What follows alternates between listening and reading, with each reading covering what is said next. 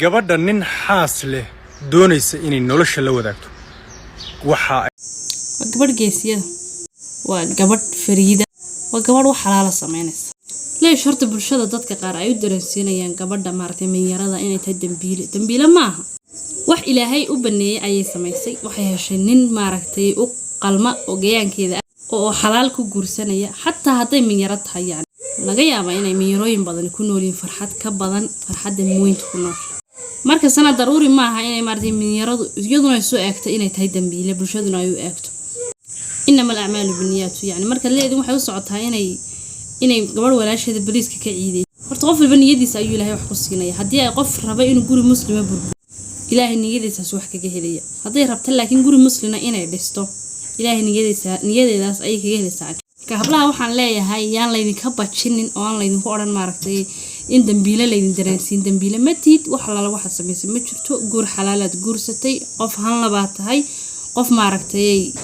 mas'uula ba tahay qof waliba ku dhac laba tahay marka bulshadana anu waxaan dareemayaa inay maaragtay minyaradu ay ku dulman tahay ka bulsho ahaan ninkii maaragtay hadii ninku xaasaskiisa uu cadaalad sameeyo kaas isaga u taala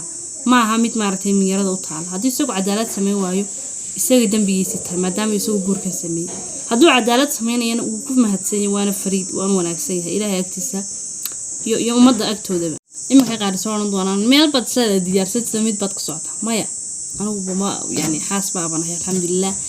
waliba min weyn baanahay laakiin waxaan diidanahay hablaha minyarada ah ama dumarka minyarada in maaragtay saa loo faquuq hatta qaar baa markay maaragtay hadii ama cabasho israha muuj lagu dhaho awalba adiga nin gabadh leh ku doontay ninka gabadha ma loo xirxidna gabadhu ninka ma xirxidna ninkuna gabadhu ma xirxidna guurku waa heshiiskan ilaahay baa fasaxay inuu sidan u dhaco hadii ay maaragtay ninku ku galay heshiiska inuu saa ku galo shuruudihiisa waa dhamaystiran sidoo kale gabadhu markay heshiiskan galayso shuruudaheeda dhan waa inay aqbashay heshiiskan guurka ah marka guurka ka dhigan in laba qof la isu xirayo oo maaragtay laba jeel la isu gelin guurku waa heshiiskan waxba ka ratibma wax xalaala wixii ka ratibma ama ha noqdo wax ku fududana ama ha noqdo wax ku adag waa inaad bisatri raxibin waa inaad maaragtay ku qaabishaa waan dambiile la dareensin hablaha minyarada ahna hablo ku socda ala idin dhirigelay